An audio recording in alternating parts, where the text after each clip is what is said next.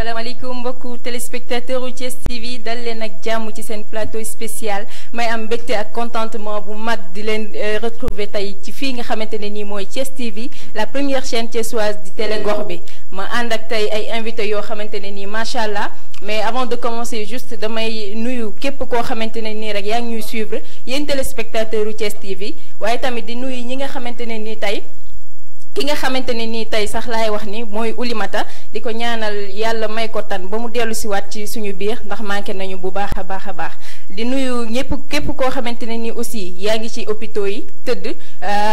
am lu lay metti di la ñaanal yàlla fëgg sa bopp ba nga jóg ba mën a delluwaat ci sa njaboot waaye tamit maa ngi nuyu ñi nga xamante ne nii ñu ngi nekk ci prison yi parce que tamit liberté dara dàq ko di leen ñaanal aussi yàlla may leen liberté ba ñu mën a delluwaat ci seeni njaboot ba aussi li nga xam ne moo leen fa yóbbu mu bañ leen fa delloowaat maa ngi aussi nuyu képp koo xamante ne nii tey yaa ngi ci naqar di la ñaan yàlla may la xolub muñ di ñaanal képp koo xam ne waaye dawlu nga di ñaan yàlla woyofal suuf sa kaw ba pare may yeesal yërmandeem ci seen kaw di nuyu aussi ki nga xam ne ñi nga xamante ne nii ñooy sama invité yi di leen wax rek c'est toujours un plaisir de vous retrouver avec Fatima tey ñu nekk ci plateau spécial boo xam ne dañu war a entamer waxtaan bu doy waar bu nar a neex mooy commencer nuyu ki nga xam ne moo féete à ma droite di docteur Mamadou Sow xam naa ni kenn dootu ko présenter à Thiès donc il est historien patrimonier nekk aussi écrivain acteur culturel et social aussi nekk professeur au collège Darou Salam de Thiès docteur Mamadou Sow ñu ngi lay nuyu. waaleykum salaam wa rahmatulah Fatima ñu ngi lay nuyu maa ngi nuyu tamit sama mag bi fii suñu bàllaloo maa ngi koy nuyu di ko gërëm di nuyu tamit les téléspectateurs et les téléspectatrices quand même de Thiès TV télé gox bi dinaan leen waxtaan mi daal dina neex te incha allah. incha allah en tout cas ça risque d'être prometteur mooy nuyu ki nga xamante ne nii aussi mooy Ballalo féete à ma gauche moom aussi mu nekk délégué marché Ocas nekk fa aussi commerçant fournisseur de viande Ballalo maa ngi lay nuyu. Fatima maa ngi lay fay. di am mbégte lool nag. toog fii ci télé gox bi. fas yéene waxtaan ak gox beeg askan wi. di delloo nuyoo nag sama frère. sama ami. monsieur Sow. di ko nuyu bu baax a baax di am mbégte nag di toog fii pour waxtaan ak yéen. am na solo tey li nga xamante ni nii moom lañ nar a waxtaanee ñu war a commencer ci li nga xam ne mooy seen joyau bu bees bi ngeen am mu nekk marché Ocass bi nga xam ne ça a été réfectionné sous la tutelle de la mairie de Thiès Est ñu nuyu au passage monsieur Bassirou Diop dama bëggoon rek nga wax ñu tuuti ci tey réfection boobu comment ça s'est fait. waaw ñuy sant yàlla nag di jullil ci yonentam bi di am mbégte lool nag sallallahu alayhi wa sallam di am mbégte lool nag ndax yéene ju yàgg la woon. dëgg la waaw dafa am na fi mu nekk nii su ma tuddoon ay tur ay xol day ñu tooy. dafa mag ñu fi nekkoon yéene trop. mën naa ci lim sax mais bari nañu am na ñu fi des am na ñu dem. ñoom am na ci ñoo xam ne tey jii wax dëgg yàlla bëggoon nañu fekke lii. dëgg la mais yàlla dogalu ko. ci suñu magistère la ko yàlla dogal.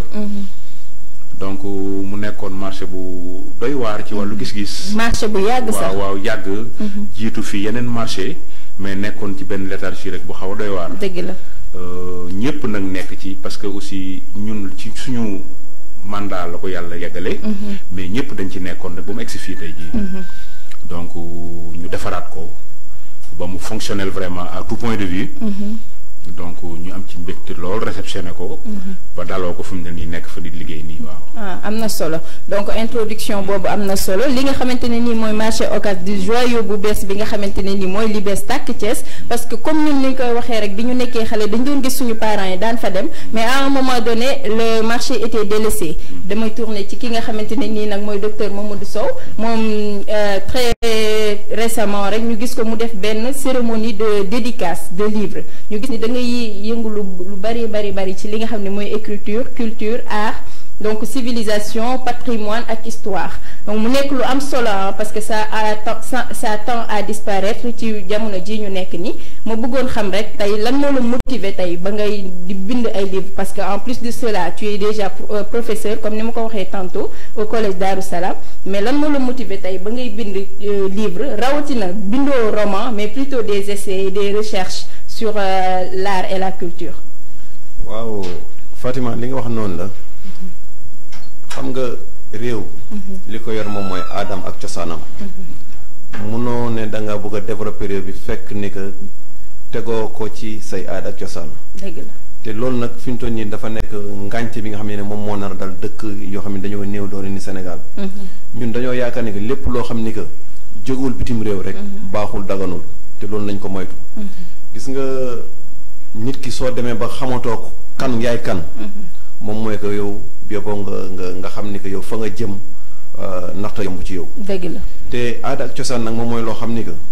moom mooy que am na lu baax nag am na loo xam safaan wala waaye li ñu ci intéressé yëpp moom moo ñu xam ni que rek li nga xam ne ñun ñoo ko moom suñu réew mi ñoo ko moom du Sénégal rek toute l'Afrique confondue ñoo ko moom donc nañ ko valoriser ñu wane ni que suñu njaboot ñoom tamit seen i maam wala seen i baay wala seen i nijaay en tout cas seen aada daal ak seen cosaan bokk na ci aada yi nga xam ni que ñoo suñu gënul baax tamit de bokk na ci ñu gën a baax donc loolu moo tax rek ñu bëgg a sonn ci suñu aada ak suñu cosaan pour wanal ko suñuy doom yi wanal ko suñuy jarbaat yi loolu moom ci la bokk d'accord alors am na solo parce que gis nañu yaa ngi ci yëngatu bu baax a baax en tant qu'écrivain boo xamante ne ni historien docteur en sciences je peux dire en histoire machallah tu as fait un parcours exemplaire boo xamante ne ni les élèves s'en souviennent parce que tey ñi nga yoroon bari na ñi nga tette ñi nga xam ne bari nañ mais tu n'as jamais lâché prise donc mu nekkoon don boo xam ne da nga ko war a héritage la war a nekk pour la jeunesse d'aujourd'hui mais damay ñëwaat toujours ci ki nga xam ne mooy Balla Lo délégué marché Ocass alors Balla tey lan nga ñu mën a wax par rapport à la réfection parce que defaraat nañ d'accord gis nañ fa ay zinc yi yàggoon na marché bi suuf la woon presque toilettes yi commencé woon na décombrer wu donc yéen réfection bi ça a consisté à refaire quoi exactement lan lañ fa defaraat en gros ba tey mu nekk benn joyau boo xam ne yéen da ngeen a takku jóg ne da ngeen koy sàmm coûte que coûte. merci beaucoup Fatima. xam nga ku xamoon visage bi marché Ocass amoon. il y a pas longtemps. soo fa ñëwaatee nii ba gis ko non di nga xam ne vraiment changement am na. dëgg la te loolu aussi bokk na ci li doxal am réew. képp ku xëy ak ci foo mënti bokk ak loo mën a doon soo xëyee. da ngay jubali ci marché ba. pour wuti fa loo xam ne da nga koy dugal ci kër gi pour ñu jariñoo ko donc milieu la boo xam ne vraiment bu ñu dee wax set fa lañ ko war a gis bu dee baax fa lañ ko war a gis bu dee rafet fa lañ ko war a gis ci sama gis-gis am na solo waaw donc kon suñu ñu defalee benn abri benn hangar bu mag boo xam ne yàlla dogal na fu mu toll nii ñëpp ñuy jaay ñi ngi ci biir mu am espace féex set vraiment ba ñëpp mën fa toog ci conditions yi jaay donc kon ñun daal ñi ngi sant yàlla bu baax waaw di ko sante nag wax dëgg yàlla le maire de Thiès Est xam nga ndax yàgg na lu ñu waroon defar bu yàgg la parce que loo xamante ne nii aussi sax c'est sous sa tutelle xëy na dañ naan sax yéex na parce que c'est ce qu'on déplore yéex na mais ñëw na bi mu ñëwee aussi kontaan ngeen ci c'est bien parce que aussi honnêtement aussi on ne peut pas tout faire à la fois dëgg la ñëpp dañu bëgg a am dara jamono neexul dëgg la mais ñu nekk ci rek ba yàlla indi lii tey donc vraiment am nañu espace bu baax bu rafet bu set bu fonctionnel boo xam ne ñi ngi invité ñëpp ñoo xam ne ñi ngi ci gox bi ak li ko wër vraiment ñu ñëw seet si ñu parce que vraiment dañu am yu bees ñu fay def yoo xam ne nii maanaam ku ñëwul doo ko xam dëgg la waaw loolu moom mooy affaire bi am na solo invité nañ tout le monde waaw donc le message est bien passé comme marché bi dañ ko délaissé woon j'exhorte juste à ce que ngeen demaat ci marché bi demaat xoolaat nduggiwaat jënd fa yàpp jënd fa lépp parce que nag instant bi marché bi am na lépp loo xamante ne nii marché da koy soxla docteur Mamadou Sow ñu ñëwaat tuuti rek ci li nga xam ne événement bi nga xam ne organisé nga ko récemment comme tout à l'heure rek nee naa da nga doon def cérémonie de dédicace de 2 livres muy nekk culture mysticisme et non je pense culte mysticisme et culture au Sénégal en Afrique et beneen bi nekk dans l'univers des animaux tey aussi nga defoon ci benn cérémonie de don de fourniture scolaire à plus de 150 enfants je peux même dire plus de 200 parce que gis nañ xale yi ni ñu fa baree woon seeni parents aussi ñëw parce que on est dans un contexte de crise économique doublé d'une crise sanitaire yombul ci kenn tey nga jël def effort ànd seeg say partenaires nan la idée boobu dikkee ak nan nga def tey ba réussir cérémonie boobu au Lama. waaw xam nga ñun ay doomu Thiès lañ. te lépp loo xam ne am nañ ko tamit dafa war a delluwaat ci waa Thiès. dëgg la man li may wax toujours sama mbokk yi te xam nañ ci loolu mooy suñu titre weesuwul ñu naan ñu ngi dëkk Cité Lamine Cité Senghor Kër Daago R100 Diamaguène. loolu mooy suñu titre fu ñu mën a dem tamit ci àdduna tamit loolu moom mooy suñu carte d'identité su fekkee carte d'identité boobu am na ñun moom la ñuy fier moom mooy nous en sommes fiers. te ñu xam ni que li may wax toujours benn slogan le peu de chacun pour le bonheur de tout le monde. gis nga sa indee sa dërëm may ni sama dërëm kii indi ñaar dërëm kii ñetti dërëm ne dinañ ci mën a def loo xam ne que dina mën a jëriñ réew mi dina mën a jëriñ suñuy gox te yaa ko wax ni léegi ci sa waxtaan. moom mooy que dëkk bi metti na lool. donc comme ñi nga xam ne nag ñoom la yàlla jiital ci biir réew mi wala ñoom la yàlla wërsëgal ñu am dara ñoom ñoo war a kes ñu xam ni que ñoom ay tuut tànk lañ. dëgg la te gis nga réew la ko yor dëgg moom mooy njàng ak njàngale. loolu nag heure bu naxasaayee rek xamal ne yoon bi réew mi dafa nekk yoonu naxasaay. te loolu nag lu ci mën a dimbale fi mu toll nii te c'est une occasion maa ngi lay koy nga mayam foofu. dama remercier monsieur l'IEF de Thiès Ville. monsieur Arfan Seck parce que taxaw nañ ci li mu ci war def yëpp. ak monsieur aussi l'IA de Thiès tamit taxaw nañ ci quoi. ñoom ñooy suñu autorité académique yu nekk fii à Thiès. donc loolu dañ leen koy sant ko ñu xam ne ñun dañ leen wuutu rek ci liggéey bi. ñu xam ni que defuñu ko parce que ñoom dañoo deful dara déedéet li ñu def moom macha allah ñu leen koy sant gërëm. dañu ci wuutu rek ñu xam tamit li ñu def nii don yooyu ñu def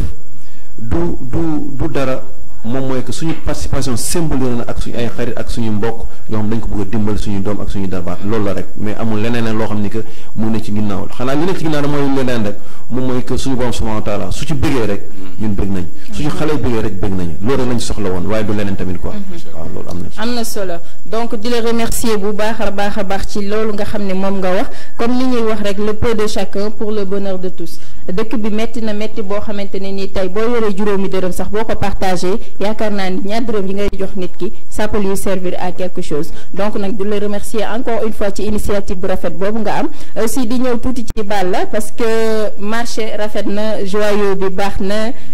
vous invitez tout le monde à revenir ñëwaat ci marché bi nga xamante ne ni tey ça a été délaissé comme ni ma ko waxee tantôt mais que tey am na tey loo xamante ne ni nit ñi war nañ ko mën a utiliser mais ci gestion ak entretien marché bi parce que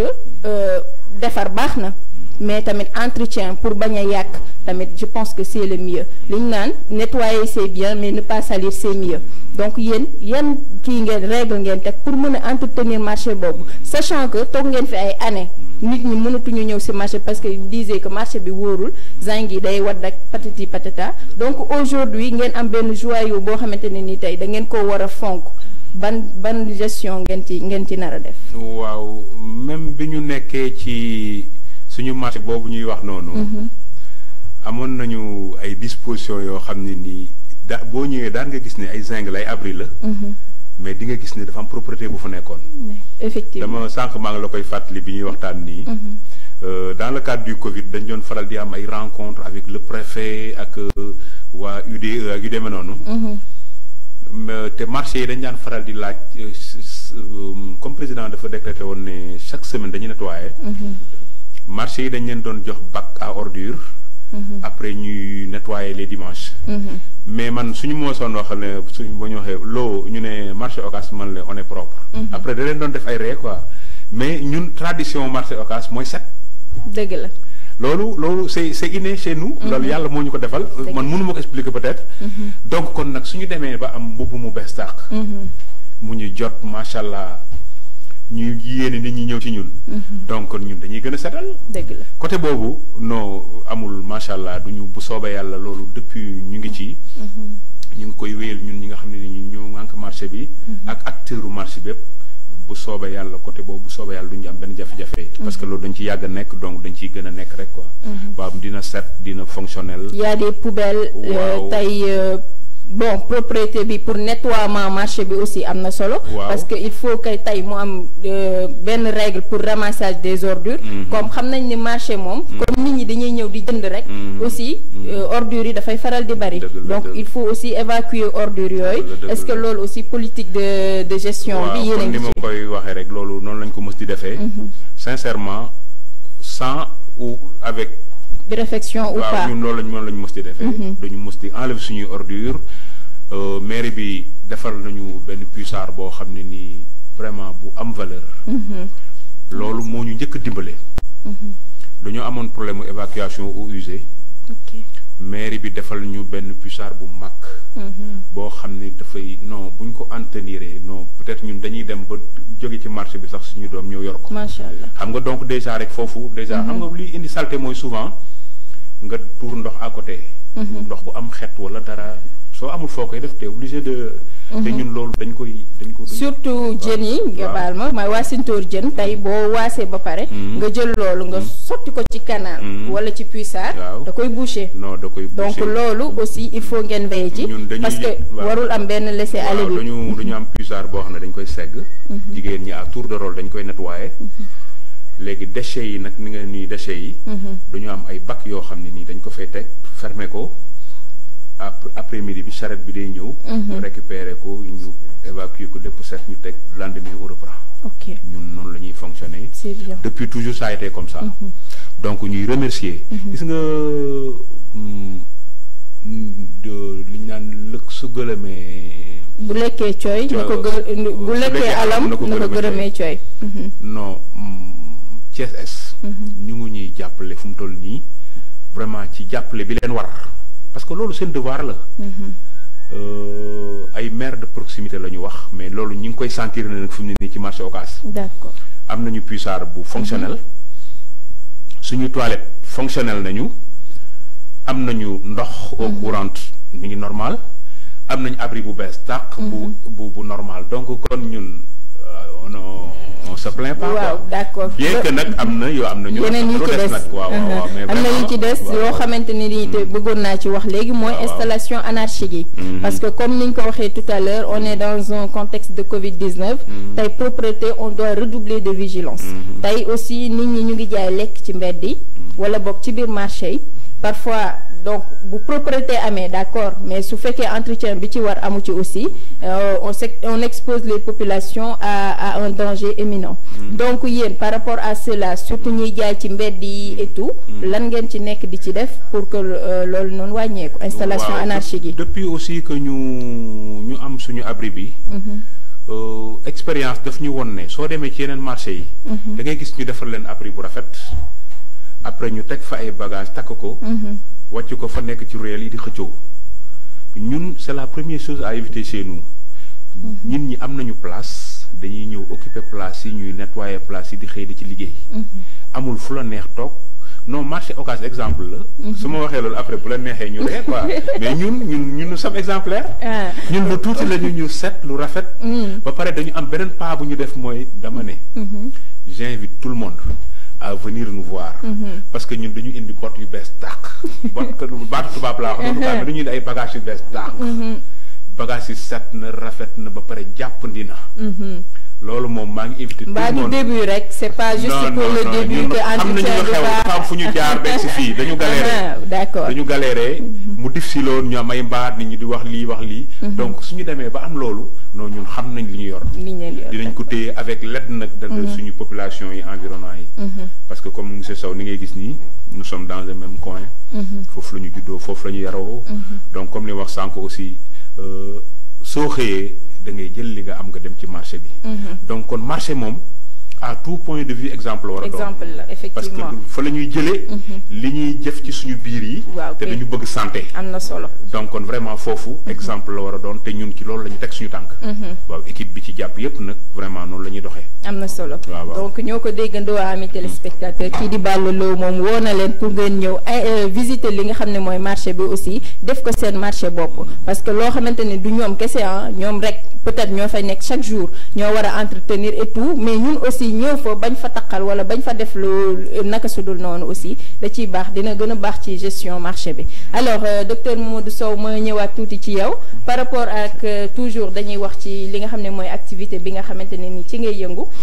ma gis ni tey comme ni ma ko waxee tout à l'heure cérémonie bi nga organisé woon da nga ko réussir au la main maintenant génn nga ci yaa ngi prévoir dem ci yeneen pas avancé jàng nga ci lu bëri mais lan nga ci gën a tirer en terme de leçon en terme de tey loo xamante ne nii marqué na la ci bés boobu par rapport à la population mais par rapport ak yow sa li nga xam ne yaa ngi koy def muy culture bi.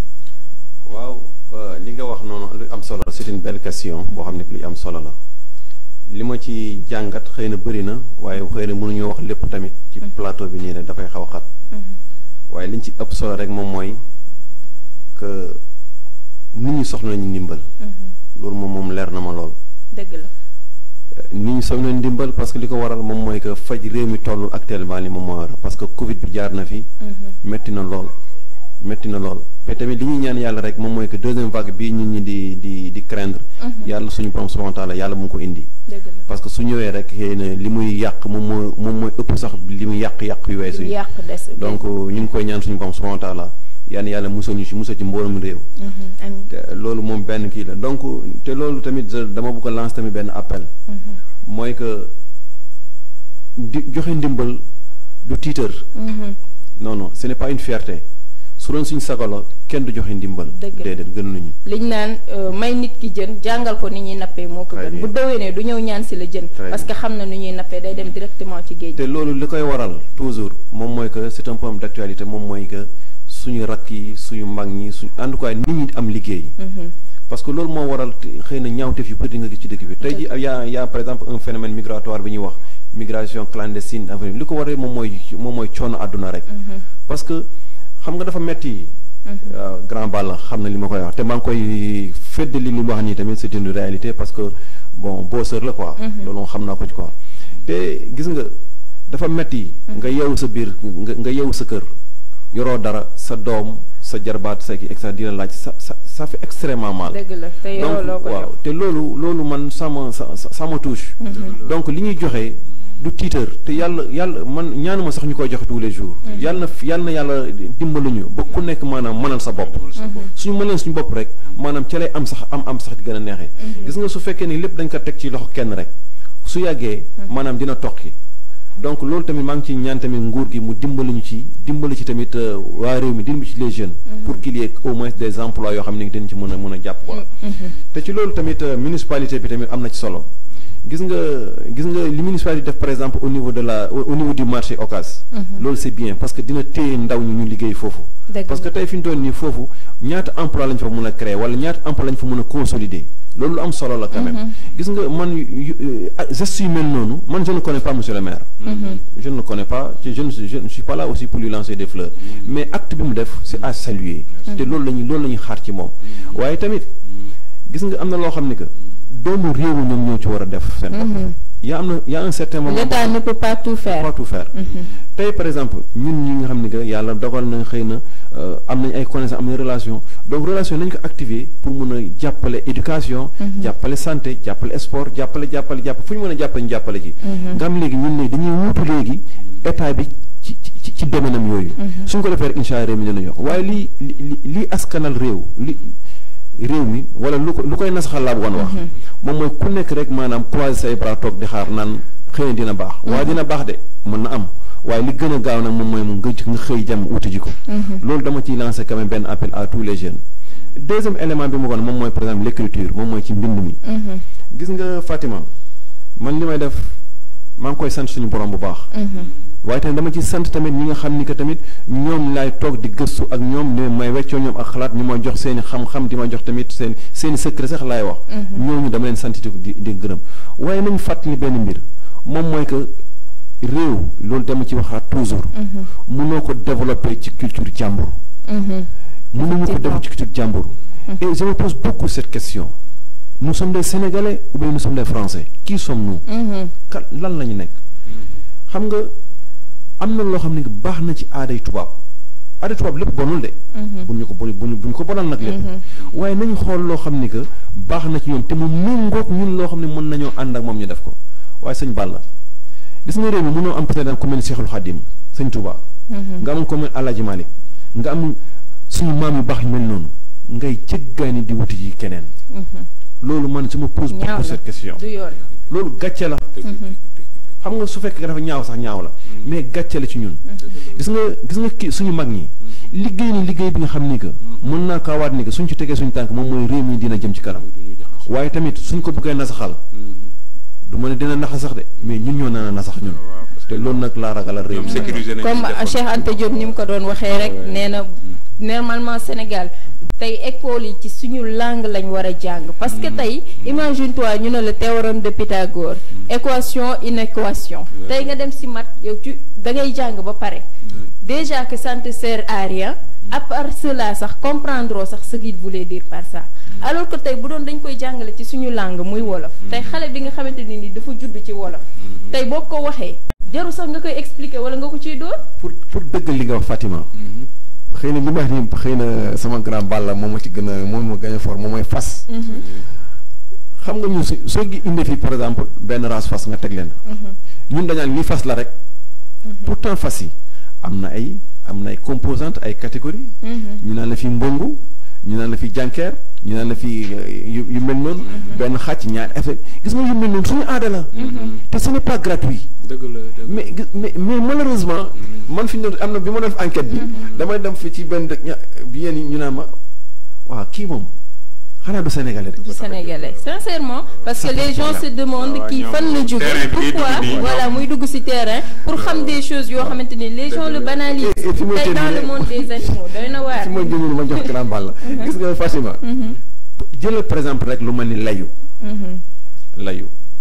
xam nga layu c'est un ustensile de cuisine boo xam ni que lu doy waar la. J'ai fait 1234 ménages entre Dakar, Thiès, Louga, Saint-Louis, etc. à Kaolack. J'ai pas trouvé plus de 80 foyers yoo xam ni que am nañu ko. mooy layu. tubaab moom la vent. waaw moom mooy la vent c'est-à-dire xam nañu ko. waaye amul ci biir kër ga. c'est-à-dire on pose deux questions est-ce que xam nga lan mooy layu danaan waaw xam naa ko. ñu ne est-ce que am nga layu ci biir kër gi danaan ne aw ma ko léegi lan lay remplacer léegi layu gi moom mooy léegi plate vert ba wala plate chinois bu la koy remplacer léegi ci biir kër ga waaye dañuy fàttali que gis nga li ñuy wax tey par exemple changement climatique bi ñuy wax. layu rek ci boppam ne que tout est biologique. tout effectivement c'est un matériel biodégradable. ñax la tey ñu ngi wax sachet plastique yi. alors que au lieu ñuy wut ay. papier biodégradable am nañ fi déjà layu boo xamante ne layu mën na ko régler suñu culture la. c'est évident c'est évident. calebasse waaw mun na ko def leget mun na ko régler mais fi ñu toll nii est-ce que xam nga suñ soxna kenn ku ci jëlee leget dem marché. moom mooy nekk keroog laa léegi waxtaan. ci marché ba la risée de tout le monde. comme ni ko parce que tout simplement. xoolal rek maanaam suñu soxna sol garam bu rafet sol sa bëla baxa rombal par exemple nga wodd par exemple sa rabal ah nga létt sa létt bu rafet teg ci benn musóor nga teg ci sa leget déjà présent moom mooy que am na sutura bu ci nekk. li nekk ci kaw kenn ko gis. dëgg la image bu rafet image bu rafet la jox mu la wax ne lii c'est notre culture. image bu rafet la grand. waaye soo demee nga jël ji benn chassé mbuus nga yor ko wala nga dem jënd ji pañe kooku yar nga ko de dëgg la rafet na waaye du sa aada du sa cosaan te li muy yàq sax mopp li muy defar. donc Balla muy am na solo gis naa ne woon naa leen waxtaan bu super ala daw mi la ñuy am tey ma leen di fàttali rek yéen téléspectateur u Thiès TV ñu ngi ak ki nga xam ne mooy le docteur Mamadou Sow di historien aussi professeur au collège Darou Salam nekk aussi ak ki nga xam ne mooy Balla Lo délégué marché Ocass nekk fa aussi fournisseur de viande mais dañuy dem rek bala ñoo ñëwaat ci Balla parce que suñu reporter yi demoon loon nañ ñu marché Ocass jëlal ñu maire yi pour ñoom ñu xool tey lan lañ bëgg ñu dolli leen ko ci marché bi wala boog am na daal message bu am solo boo xamante ne nii maire yi wax nañ ko jëmale ko ci yow donc dañuy dem régie rek ak Lamine Sow ñu seetaani élément boobu dellu si waat ci plateau bi.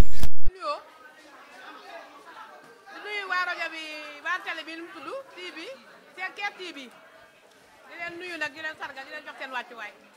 di leen wax bisimilah ci marché Ocass nag du neex naa ñëw ndax Pape Diop ndax sëñ Touba law la cat macha allah ndax Pape Diop fii moom ñëw fi dina neex léegi ndax Pape Diop macha allah marché bi moom pare na wax dëgg yàlla defal na ba mu baax neewuñu naxee mbaay de ba ak sëñ Touba law la cat boole ko nag ak Balla di suñu njiit teg ca monsieur le maire Pape Diop macha allah laaw la cat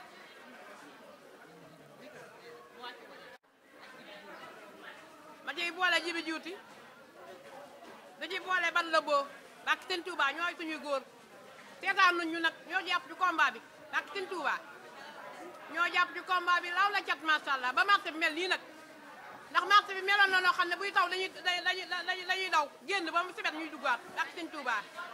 kañe yi dañuy dàq jinax yi dañuy dàq waaye léegi laaw la cat macha allah Sénégal ñoo fi dàq marché na Pape Diop ak sëñ Touba yal na yàlla daf cat yal na yàlla defal jàmm def ko mbooloom julit yàlla nañ koy yeggale suñu toog. waa marché Ocass ñu ngi leen di nuyu ak waa Sen TV yéen ñëpp ñu ngi leen nuyu di leen sargal di kontaan lool ci suñu maire Pape Diop di kontaan lool ci suñu maire Pape Diop di ko sant di ko gërëm ndax marché Ocass bu mel nii ñoo ngi koy sant Pape Diop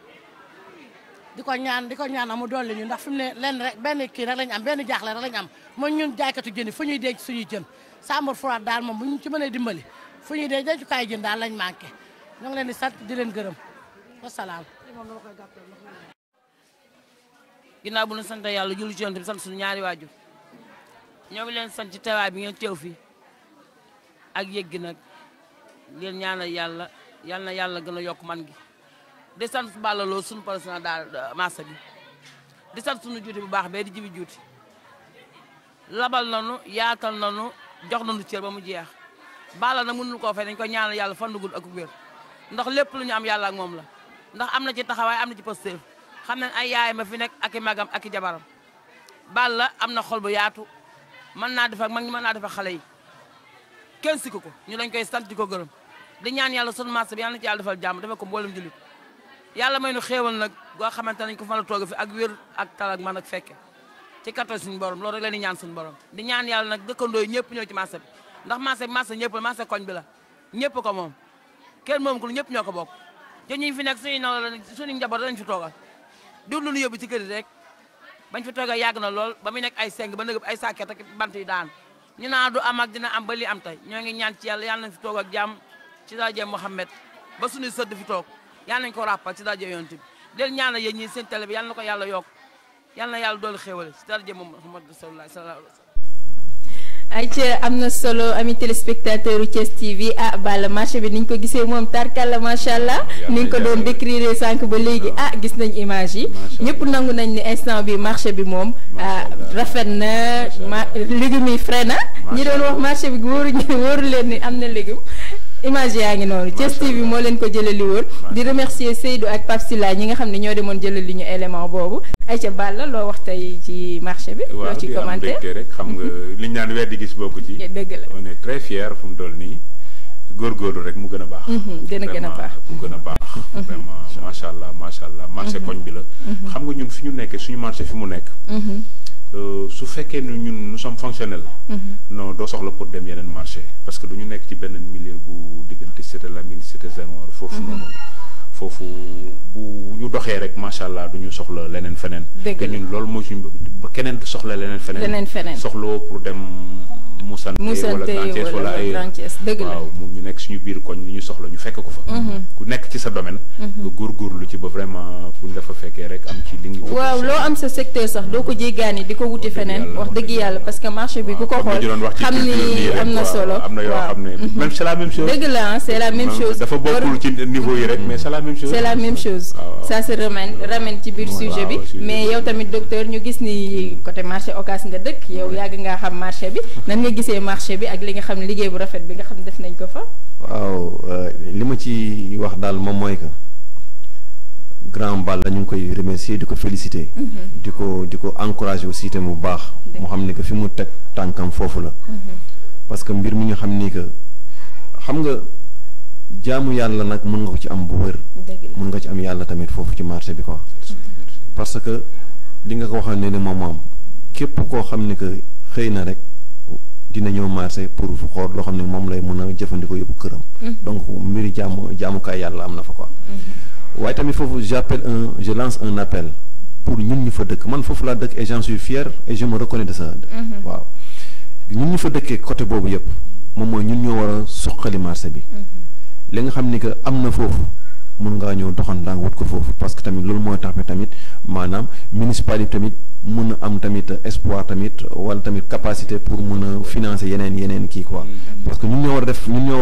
fexe que ba marché bi du nekk le marché bu ndaw day nekk marché bu mag xam nga marché bu mag moom ce n'est pas par la taille. non non taille bi amu ci solo. continue bi ci am solo. donc ñu fexe rek ba marché jëm kanam. te yaakaar naa ne aussi tamit suñu jigéen ñi tamit ñu ngi leen sant leen gërëm.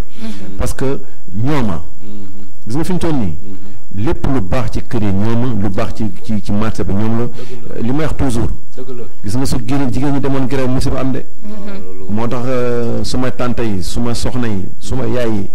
donc je vous tire chapeau yéen la donc marché bi seen marché la téye leen ko ni nga war a téye et là ñun ñi nga xam ne seen i doom lañ seen i rakk lañ wala seen i càmmiñ lañ lépp luñ ci mën a jàpp pour marché jëm kanam incha allah dinañ ko def quoi mais je vous félicite beaucoup grand. je vous félicite beaucoup. donc waaw aussi comme ni nga ko waxee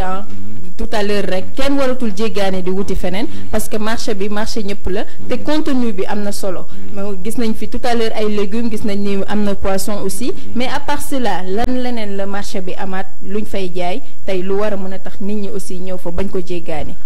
waaw xam nga su weesoo denrée yooyu nga xam ne nii moom la ñuy faral di jëm ci marché bi bi ci njëkk mooy ñu ngi lancer un appel. képp koo xam ne da ngaa am sa produit boo xam ne da ngaa bëgg a investir ci marché bi. non mais approche-toi de nous.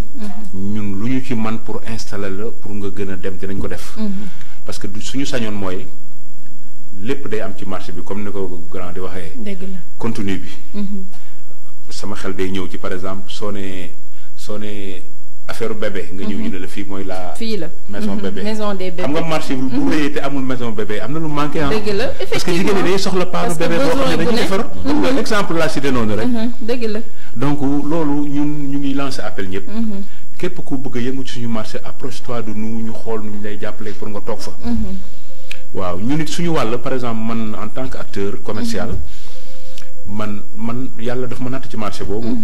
ma mënoon dem marché yu bëri. yàlla xiir ma fa mais nag je suis né là-bas aussi. nga gëm ko waaw je suis né là-bas. donc ma nekk fa di fa yëngu mu jafe woon lool ba muy commencer leer. fier terroir. waaw ba pare man suma domaine man particulièrement man suma domaine man dama jàpp ne soo demee beneen marché wuti fa leneen. après par force da ngay ñëw suma marché pour wut li ma yor man. wut li ma effectivement non loolu moom dama koy assurer man. parce que loolu wax nga ni dem nga ba imposer wu. au début nit ñi gëmuñu ko woon. mais dem nga ba imposer wu ba nga xam ne nit ñi tey dañuy ñëw foofu di ko wër si. waaw parce que aussi gis nga gëm sa bopp la rek. dëgg la waaw gëm sa bopp la gis nga label yi ñuy wax ak yooyu yëpp ay tur la. mais dans la pratique dafa war a am effectivité. dëgg la dans le panier de la ménagère ou bien dans sa marmite. nit ki nga jox ko produit boo xam ne. da ci am satisfaction. dëgg la foofu nag aussi laay interpeller. suma mbokk yi nga xam ne ñoom laa bokkal marché bi. nañu maa ngi saisir occasion bi. donte dañ ciy waxtaan toujours di ci waxtaan. nu ñu gën a góorgóorlu ba képp koo xam ne foo mënti jógee nga yor dërëm nga yor ñaar dërëm nga yor ñetti dërëm li nga yor ñu jox la ci benn produit boo xam ne soo ko jëlee nga xam ne lii nga am soo demee sa kër diñ ci am mbégte. dëgg la am na solo trop ci ñaan lool nañ ci gën a góorgóorlu. damay profité ci plateau bi parce que ñu ngi may dégg bu baax a baax ñu xam ne loolu mooy li tax. ñun ñu dund loolu mooy tax ñu exister. effectivement am mbubb bu baax loolu. baax na lool. dëgg la bu set bu bees. mais nag saako bu taxaw tamit ci la dafa war a taxaw. dëgg la am na solo donc message bi je pense que population bi aussi dinañ ci bàyyi xel. mais waa marché bi aussi parce que nit ku nekk li nga am bourse bi mu bëri wala mu tuuti. war nga mën a dem tey boo yóbboo sa 1000 francs nga war ci mën a am loo xamante ni tey boo ko yóbboo sa kër. war nga ci mën a jox dara sa njaboot ñu lekk. parce que dëkk bi moo tëddee noonu moo metti mais man ci fi may intervenir rek di leen ci interpeller mooy par rapport comme li may wax toujours. Thiès dafa am lu fi manqué. pour marché yi ñu gën leen a xam gën leen a privilégié mooy li ñuy wax marché luuma parce que tey imagine toi Dakar boo demee marché Sam dañ naan la marché mercredi dafay am chaque mercredi doo dem beneen marché bu dul marché Sam bu ñu nee marché samedi da ngay dem Liberté 6 donc jaay yére bi ci la bokk mais aussi di def popularité tey même koo xam ne amul place ci marché bi sax ngeen leen di woo pour ngeen di ñëw di def ay séminaire di ci waxtaan ba fexe tëral li nga xam ne mooy marché luuma nga xam ne benn jour boo xam ne da ngeen koy jël invité ñëpp ñu ñëw jour boobu ku jug rek da nga naan marché Ocass jour bi bu ma fa demee lépp lu ma soxla dinaa ko fa fekk tey nga dem wooyu fournisseur bi jaay yëre bébé nga ne ko jour tel bi dañoo bëgg a def marché luuma indi say produit kiy jaay fëgg jaay nga ne ko ñëwal kii jaay daal nga ne ko ñëwal je pense que loolu dina tax tey marché bi gën a am code de popularité et que gestion bi aussi dina gën a baax nit ñi aussi dinañ gën a xam ni am nañ de quoi satisfaire leurs besoins man daal loolu laa ci intervenir. non xalaat boobu sell na trop. waaw yow nag maa ngi door a xam ne nag yow daa été choisi waaw non loolu moom billaahi lazi bokk na ci sama yéene. dëgg mooy peut-être ce sera pas facile. du mais ñu am benn bis boo xam ne marché Ocass moo ko moom. Thiès xam ko département bi xam ko ñëpp xam ne donte dañoo tuuti. ruelle yi bondé nit ñi ñëw en activité ba journée bi jeex parce que yooyu souvent la veille lay commencé. dëgg la le bagage yi di ñëw. après ñu installé toute la journée. après dig nga day jouer ci restauration bi day jouer ci accueil beeg yooyu yëpp. vraiment loolu xalaat bu sell la boo xam ne ñu ngi ci. xëy na yàlla mën nañu dimbale ñu dem ci ba mu gi mais merci ci conseil bi. waaw merci non marché bi suñu marché la waaw man maa ngi fii Nimzaat rek tout près di ci woowaale aussi ci sa domaine fournisseurs yi waa Seras nañ ñëw parce que tamit jaay yàpp bi tamit am na ci solo ayca docteur Mamadou Sow ma bëggoon tuuti rek ñu waxtaan ci li nga xam ne mooy ouverture des classes yi léegi nañ fi indi na fi problème bu bari vu que acteur aussi éducateur nga yaa ngi yëngu ci milieu boobu en tant que professeur tey nan nga jàngatee tey parce que contexte daaw bi ñuy tëj Covid 19 moo taxoon ñu teel a année mais bi ñuy tijji Covid 19 peut-être duggagul woon Sénégal tey ñëw na au mois de mars ñu écourter année scolaire bi pour mën a protéger xale yi mais tey ñu ñëwaat ci contexte Covid 19 aussi def ouverture des classes mais mu metti woon surtout ci yenn écoles yi ci yenn xale yi ci yenn parents yi waaye aussi ci yenn écoles yi yow nan nga jàngatee loolu.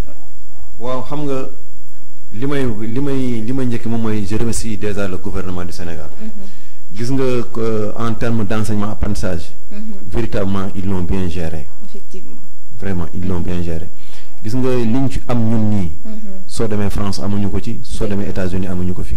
ñun lu mu mën a dem moom mooy def nañ suñu examen yëpp assuré nañ ko ba macha allah sant suñu borom. donc tamit loolu chapeau bas quand même. mais aussi tamit le gouvernement du Sénégal tamit def na ci ay jéego yu am solo. def na ci xaalis bu am solo def nañ ko ci quoi. waaye li may wax rek toujours moom mooy am na loo xam ne nag c'est un combat avant tout individuel.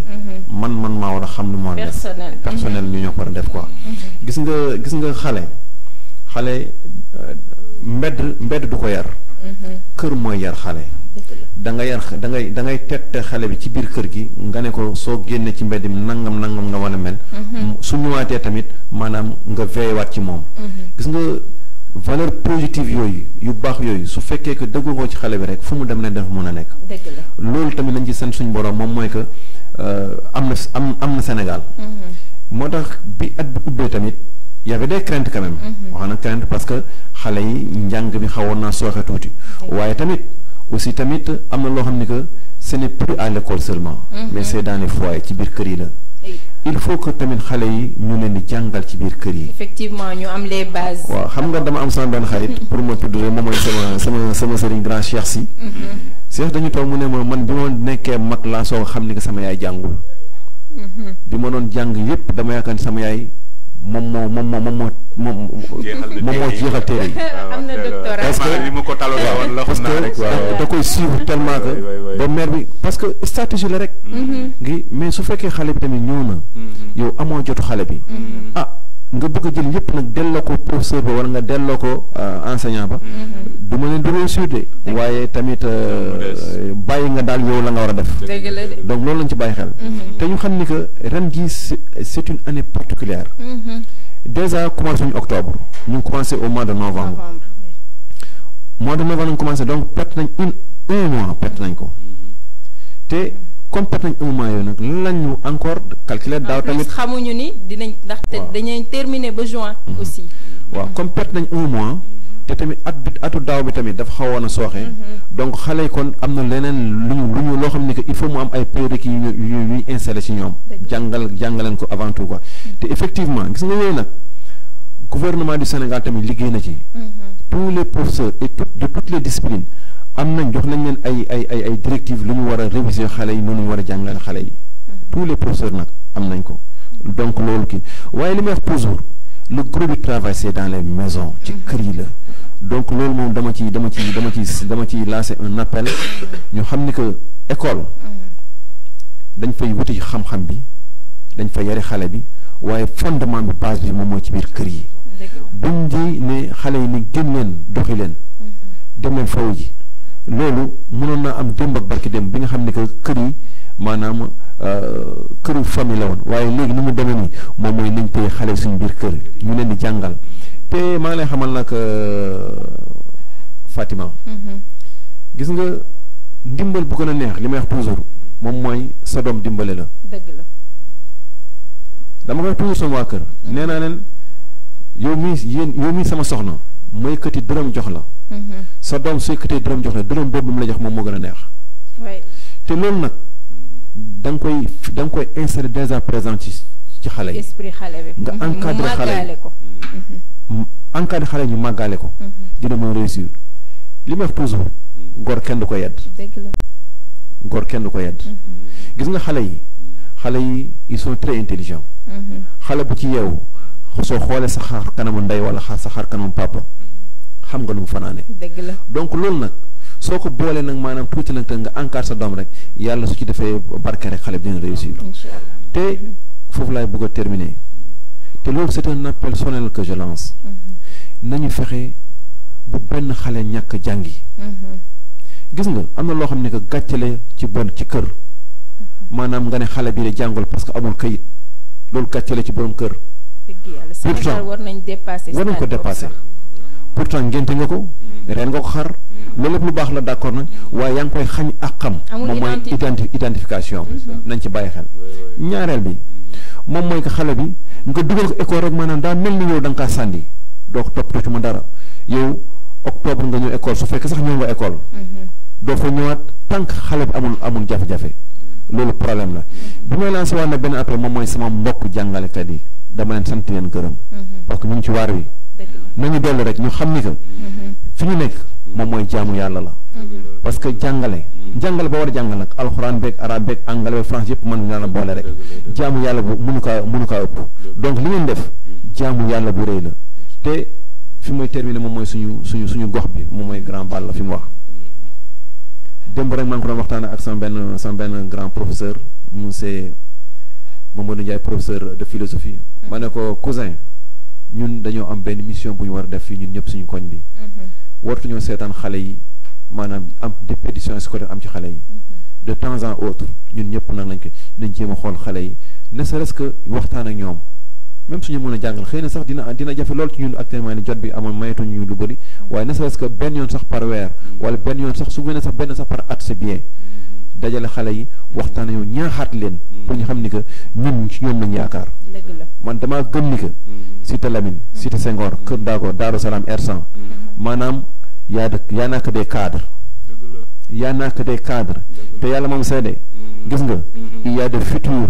leaders dans ces quartiers. effectivement nañ leen encadré rek loolu laa ci ñaan quoi. doguma la sax mais tout à l'heure yaa ngi wax ni que culture tubaab du lépp moo ci bon tey imagine toi xale bi bu jàngi jee xam na yan heure la war a def devoir am te yaayam wala papa moo koy superviser ba mu def ay devoir am tant que deful devoir am du dem seetaan programme favori woo wala day dem bu ko seetaan bu defee devoir am ba pare day dem tëddi donc dañu am benn logique boo xam ne dañ koy demee mais ñun aussi loolu war nañ ci mën a yeewu bu baax parce que jamono jii nii tamit rafetul tey sa doom xëy war a dem jàngi joxoo ko gel joxoo ko masque nga koy xaar ci école bi ku la wax école bi am na moyen yooyu même école bi bu amee moyen yow parent d'élève bi njëkkee ko ci sa doom won ko ni yow tey dañoo nekk ci situation de crise moytul le maximum possible en plus de cela fexe ba bu muy lekk ci mbedd yi parce que ça aussi c'est très délicat jaay yi ñuy jaay ci école yi peut-être mënuñu ko interdire mais aussi tamit ñu bàyyi ci xel bu baax a baax parce que situation bi ñu nekk c'est très sensible donc man loolu laa ci lancé par rapport aux parents d'élèves. xëy na fi may dolli foofu rek kii la gis nga Covid bi. am na lu ma wanewaat leneen. dëgg la yeneen wanewaat na ko. gis nga masque yi takk même en dehors même de la Covid war nañ ko di takk. dëgg la parce que dañoo am ay xale yoo xam ne que ñu bëri dañoo feebar. dëgg la ay asthme lañ am. ak feebar yu mel noonu gis nga nag masque yi dana dimbali ci ñu bëri nañ ko bàyyi ko li ci am solo daal moom mooy que réew mi suñu réew la te ñoo ko war a tabax te nag ku nekk nag fa nga toog fa nga toll tabax ko rek su ku nekk tabaxee rek réew mi tabax combat yi dina bëri grand combat yi dina bëri inshallah bu soobee yàlla bu bii combat jeexee dina am yeneen mais dañu ciy nekk rek waaw ku nekk ci sa domaine rek effectivement parce que si éducation aussi santé ak économie tey mooy li gën a soxal Sénégal donc loolu noonu tey ma toog ak koo xam ne day yëngu ci wàllu éducation koo xam ne day yëngu ci économie dafay am solo parce que les idées elles se retrouvent donc lu am solo la ma bëgg a ñëw aussi tuuti ci li nga xam ne mooy marché Ocass bi par rapport ak gestion bi wax nañ ci et tout mais tey lan ngeen jàpp ni aussi manqué na leen ci marché bi boo leen ko amoon de plus dina leen neex ngeen lancé ci voilà ngeen xool yenn manquement ngeen recensé ko loolu moom su a priori rek ñun dañu ko dafa leer suñu bopp quoi parce que en fait généralement taq lu ci ëpp ci jën lay jógee dëgg la donc on aurait souhaité que vraiment au moment ñuy réceptionner marché bi ñu réceptionner waale une chambre froide commune effectivement boo xam ne képp koo xam ne nii am nga jën da ngay ñëw rek boo ñëwee bu jën bi ñu dugal foofu gérer ko soo bëggee nga génne soo bëggee nga dugal gis nga nu muy def mu am une bonne évacuation di dem ci puisard bi muy set sell loolu moo ñu manqué parce que on est obligé yor ay frigo ay affaire donc di congeler di seddal poisson bi donc loolu mooy problème principal bi nga xam ne bu ñu ko solutionné woon rek non presque tout serait presque réglé donc kooku may lancer appel à monsieur le maire ne am nañu mbégte trop ci recevoir suñu marché bi di ko ci remercier donte cëram la xam nga loolu aussi nit ki dina def cëram du tey ñu waaw dañuy wax ne boo defee cër kenn wala gërëm dëgg la mais souvent dañ naan lii moo tax ñu koy fay defuñu ko woon mais mënoon na koo bañ a def non def na ko des na nag une bonne chambre froide boo xam ne su jëni ñëwee ñu dugal ko foofu conserver ko d'abord day am ñaari jeexital day dimbale ñuy jaay dëgg la ba pare ensuite day tax jën yi nekk dans d'excellentes conditions de conservation de conservation xam nga loolu dafa am solo conservation la bonne conservation parce que dafa am yoo xam ne ni bët du ko gis te day lor dëgg la donc loolu conservation bu baax moo la koy may voilà mi ngi mel ne ma la jox la exemple nga génnee sa ñam ci frigo bi teg ko ci poêle bi taal gaz bi yokk ko 30 secondes nga ne tàng na génnee ko lekk c'est pas bien déedéet n'est-ce pas dafa am benn tàngal progressive boo xam ne moom ngay def wàññi gaz bi tuuti ba tàngaay bi dugg ci biir ñam bi waaw ba ñam bi ba mu tàng dëgg nga war ko mën consommer effectivement donc yooyu am na yoo xam ne nii day lore te bët du ko gis donc loolu conservation bu baax rek moo lay may loolu te chambre froide moo ñu koy may donc ñu ngi koy wax monsieur le maire ak équipe municipale bépp xam ne loolu suñu problème la ñu dénk leen ko ñu dimbalañ ci luñ ci mën quoi d'accord inchallah am na solo par rapport ak chambre froide boobu parce que aussi conservation comme ni nga ko waxee mooy tax ñu mën a consommer jën bi en toute sécurité parce que frigo yi sax aussi parfois tu viens à un moment donné mu lâché la wala boog jën yi parfois sax bu jógee géej le temps de transport aussi mën na commencer sonn donc su ñëwee nga conserver ko ci chambre froide aussi dina tax ba suba ki koy ñëw di ko consommer dina mel ni jën bu bees la consommer te rawatina aujourd'hui ak l'actualité yi nga xamante ne nii am nañ ko pêcheurs yi ak feebar bi bu bees bi génn pêcheurs yi ñu bëri dañoo wàññi dem géej bi alors que li ñu nekk nii li ñu yore moom lañ nekk di ko conserver lu ci ëpp donc conservation bu baax boobu dina tax tey dina permettre jën bi mën a survivre bañ mën koo consommer en toute sécurité nga xam ne du ñu amal benn effet secondaire au niveau de la santé donc loolu aussi je pense que monsieur le maire Bachirou Diop dégg na ko et que dina ci def taxawaay bu am solo comme li ñuy wax rek parce que Thiès suñu Thiès ñun ñëpp la bu ñu ko defaree suñu Thiès la suñ ko defarul aussi suñu Thiès la dañuy jéggaani di dem feneen di ko wuti alors que on pourrait l'avoir ici chez nous en restant chez nous franchement comme ki nga xam ne mooy docteur Mamadou Sow moom nga xam ne il passe jamais la nuit à Dakar donc parce que moom il a la phobie de Dakar je sais pas mais moom guddi Thiès donc day baax sax tey nit ñi bëgg nañu toog Thiès sax mais parfois dañu amul lu leen fi téye wala boog li ñu fi soxla lañ fi amul donc suñu mairie respectif yi aussi war nañ ci mën a góorgóorlu rawatina li nga xamante ne nii aussi mooy nettoiement bi man dama ciy wax parce que loo xamante ne nii pour man aujourd'hui j'ai l'occasion de lancer un message tey boo yéegee Jakarta wala nga nekk sax ci taxi jóge Thiès Est bay àgg mairie boo wutul sa bët yi doo xool parce que tali bi yëpp suuf la te du yoon tey pour man war nañ ko mën a nettoyer te man foofu bi may remarquer poussière boobu ba léegi gisuma ci benn changement donc ça fait plus de 2 ans ma koy wax damay toog ba yàgg wala parfois sax su ma solo ba pare romb ñëw dama naan mais tali bi c'est autre chose et toujours ba léegi damay xool mais gisuma ci benn changement donc je pense que aussi nettoyer la voie publique da ciy baax ku nekk aussi nettoyer sa biir kër baax na mais la voie publique fi ngay jaar ba nga àgg fa sa kër donc yaakaar naa ñi nga xam ne ñoo nekk sous leur tutelle war nañ ci mën a taxaw bu baax a baax alors balaa ñuy jeexal émission bi rek dañuy ñëw docteur Mamadou Sow nga ñëwal ñu ci li nga xam ne mooy projet yi vu que def nga cérémonie de dédicace vous êtes à votre 8e livre macha allah di ñaan yàlla mu yokk mais nan nga gisee li nga xam ne mooy commercialisation bi parce que tamit li ñuy wax kii bind ki ko lire la bëgg mais on dirait que à Thiès des na lu bari nan nga gisee commercialisation bi ak ban message ngay lancer ñi nga xamante ni ñooy écrivains yi xam naa ni touché na un point sensible oui c'est un point très sensible am nga li nga wax dëgg la nit kuy bind moom daa bëgg nit ñi ñu koy lire quoi et c'est l'occasion comme ba grand mu ngi ni grand moom borom suy génn sax moom dina jëndaale livre effectivement bon waaw mais sant yàlla bon di bind aussi tamit ñu lay lire lu am solo la quand même lu am solo la te dañ koy sant suñu borom subhanahu wa taala bu baax quoi waaye tamit di lancer rek un appel mooy que les uns et les autres ku mun a jënd tamit des livres tamit nga ñëw ñu jaay la livre wala nga dem tamit dans les points de vente nga am livre yi quoi mais lu ci am solo daal moom mooy que man daal Fatima ak Grand Balla man doomu Thiès la te je ne fais rien dans la vie loo xam ne Thiès du ci gis boppam gis nga même cérémonie bii bu ñu def nii les maisons d'édition bi ñu ma approché dañu ne on fait ça à Dakar boo xam ne man na leen Dakar de d'accord naa ci yéen ngeen def ko Dakar waaye de en mon absence lay nekk du ma ko fekk parce que ce qui est sûr moom mooy que Thiès m'a tout donné dëgg la Thiès amul lu ma Thiès defalul ci àdduna fii laa juddoo fii laa jànge fii laa yaroo fii laa xam et wax na dëgg man Dakar du ma fanaan Dakar 2002 laa gëj a fanaan Dakar guddi Thiès su ma xëyee mën naa delluwaat Dakar c'est pas un problème parce que je me suis dit que bon li ma war a dépenser à Dakar mën naa ko dépenser ici à Thiès su may rakk lañ su may jarbaa lañ wala suma yaay lañ wala samay papa lañ nañ ko muy seen wërsëg loolu laa gëm man parce que man je me suis dit que su fekkoon ni que mariage la dama naan que entre moi et Thiès c'est un mariage d'amour très sincère loolu ñu xam ko ci quoi te nag jublu mu ci dara nag yaakaaruma ci dara non am na ñoo xam xëy na sax ñu calcul xëy na am na mu bëgg non dara donc dama koy sant rek waa Thiès parce que ñoom lay tiitaroo parce que niñ may tiitaroo ñoom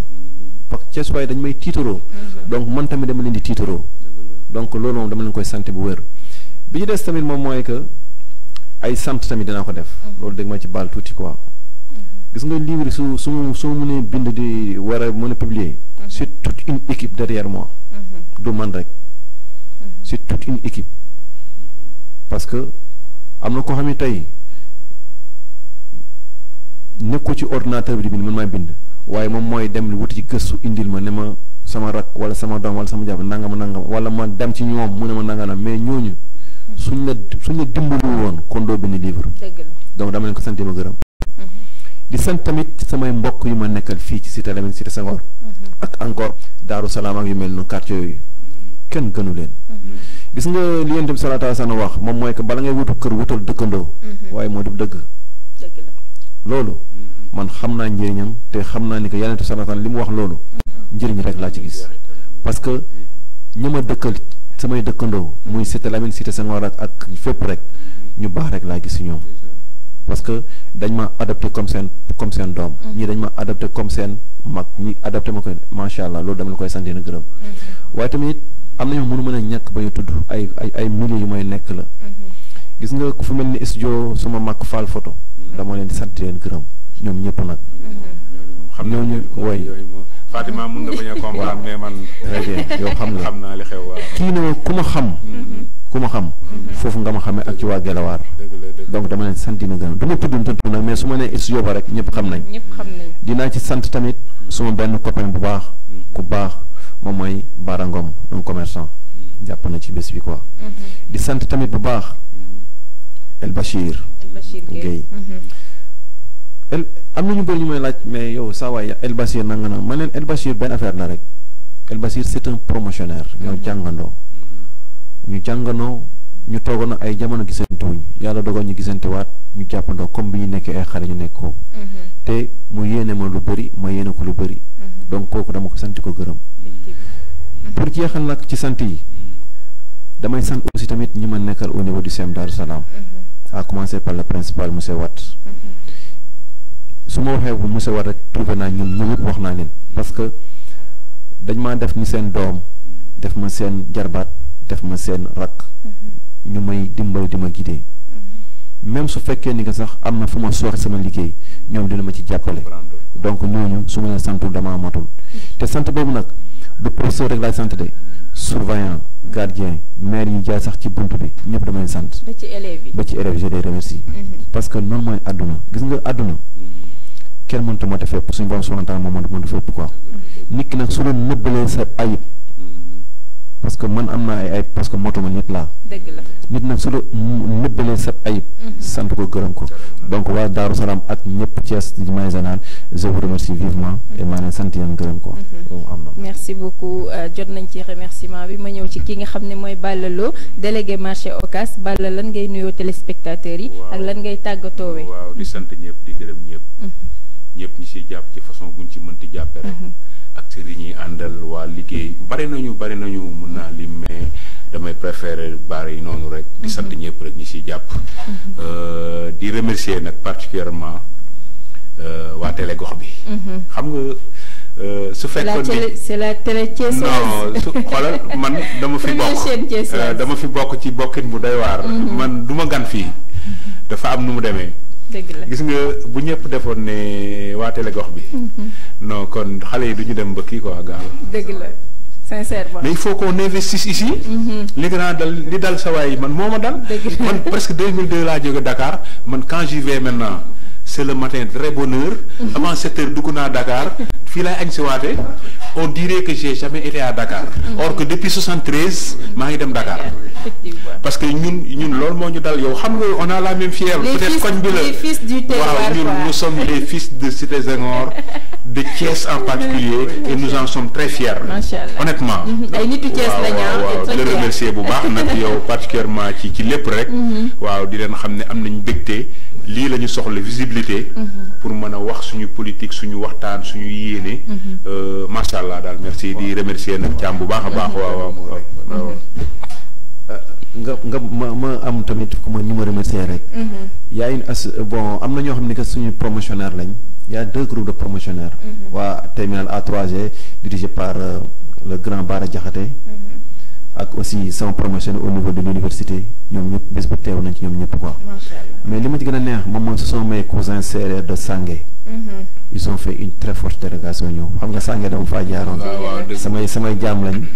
mais dama leen sa ndigal ils ont fait c'est ça qui fait la beauté du Sénégal le cousinage ethnique yaa ngi wax lu doy waar bi loolu c'est émouvant c'est émouvant te gën naa sànge depuis 2008 laa jóge sànge mais jusqu'à présent on a des relations mais tey maa ngi remercier le mouvement Rendo Fulbe. Ce sont mes parents polars qui ont une association internationale dirigée par le président Aliou Sow. Il est venu avec une forte délégation dama leen koy sant gërëm di sant tamit tous les membres de ma famille. kenn du ñoom gis nga Balla yow li ma ni xam nga ci dara am na tey jii en termes de recherche su fekkente dem nañ ba mën a produire ñii nag maanaam am na ñoo xam ne que da nga leen a bàyyi ci biir kër yi ñu mën a comprendre moom mooy noo daam muy soxna yi kenn du ñoom wax dëgg yàlla ñu ngi ñuy jàppale loolu daal ñu xam ni ko loolu ñu baax lañ ñaa ngi ñaan yàlla nag li ñuy commencé nii yàlla def ci xéewal quoi projet yi nag ni nga ko xam ne moom benn la rek wala ñaar la rek pour le moment nii écriture moom dañuy continuer di bind rek parce que ñu ngi bind fi ñu doon bi ñu génnee ci livre ci lañu commencé bindaat ay yeneen livre parce que ñun loolu la ñu xam bind on écrit par passion parce que on a envie d'écrire dañuy bind mais li ma wax toujours gars yi moi je n'écris pas par commande non parce que nit dama bindal ko duma ko def damay bind parce que dama ko sentir je vois la nécessité ci la ñu nekk di bind donc loolu moom benn projet bi ñu ngi ci lancé nii présentement on écrit par exemple un ouvrage sur la culture des Soubalbe. Bon livre pare woon na mais dafa amoon quelques détails yu nekkoon yoo xam ne que dañoo dem ba ñu ko édité on a trouvé qu'il y a quelques trucs ma ne nañ ko retiré pour moo ñu xoolaat ko quoi parce que tamit nit sooy bind tamit da ngay bind loo xam ni que ëllëg tamit kenn du la weddi effectivement parce que écriture dafa sensible on a retiré et actuellement ñu ngi ci dernier exemple moom mooy la civilisation des peuples de l'eau moom mooy les Soubalbe Senu les Pulaar les Guet Ndariens les Séeréer Ñominka les Lébu etc donc quelques règles la ñu doon pare nag pour incha allah quoi idée na moom mooy que li ñu doon def nii par exemple sur des dons de fourniture bu ñu ci jógee rek ci la ñu amoon bi ay commission bu ñu war a taxaw pour commencer ko pour l'année prochaine te ci loolu dama ci sant Pape Seye oui parce que ku ñu jàppale la en termes de tout conseil orientation na loolu ñoo liggéey ak tamit ak inspecteur monsieur Dioum ñu ngi koy sant leen gërëm quoi bref grand ñu ngi lay sant di la gërëm te ñu ngi jàppal ni que en tout cas man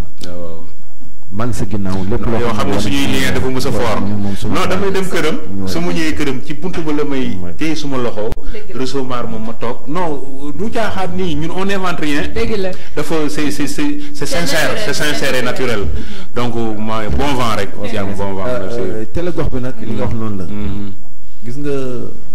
El Hadj Wade c'est une fierté wallahi man heure bu ma demee ay quelques milliers bu ma war a voyager nii dama koy waxtaanee parce que je le connais je connais son histoire et on a besoin de ces hommes pour nous montrer leen en exemple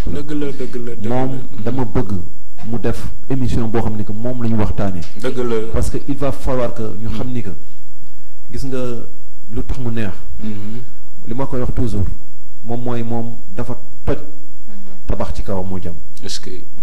je le connais très bien parce que on a fait toute notre jeunesse ensemble toute notre jeunesse c'est une fierté pour tout Thiès te nag maa leen xamal moom municipalité yi yax laay wax tout Thiès mais aussi l'état du Sénégal ñu mel nii lañu war a décorer aussi soxla ko appuyer leen ba seen idées yu am yi ñu mën ko développer bu baax a baax waaw vraiment yow tamit ñu ngi lay sant la gërëm Fatima vous avez été professionnel dans toutes choses te tamit lépp lu ñu liggéey tamit yaa ngi ci biir ñu ngi lay sant la gërëm di la ñaanal yàlla gis nga ñun loolu lañ am ci ñu mel ni yéen parce que lépp lu ñuy def rek da ci Thiès waay sax laay wax dañ ci teg seen loxo donc merci et ñu ngi lay ñaanal yàlla yàlla yokk xam-xam bi yàlla yokk taxawaay bi yàlla tamit may la promotion yeneen ak yeneen ba ñun ñëpp ñu xëcc incha allah nañ ñaanal yàlla baax vraiment jërëjëf en tout cas merci beaucoup man aussi may invité ñi nga xamante ne nii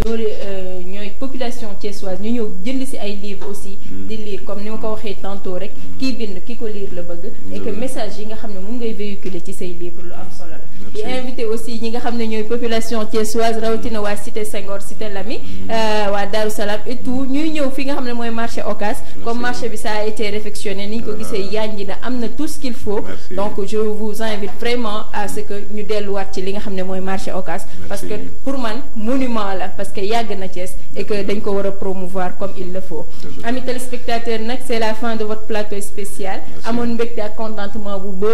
bëri doon toog fii ci seen plateau bii di Thiès TV télé gox bi la première chaîne thiessoise di remercier ki nga xamante ne nii mooy waa salon Awa Gueye nekk fii ca Nimzat Mati Boy Mari Ndaw maa ngi leen di remercier bu baax ñoo jaar ci maquillage bu yanj bi di remercier soxna mi nekk ci MG Couture di remercier Dal Jàmm Couture avec Maud Anne nekk ca Nimzat di leen wax à très bientôt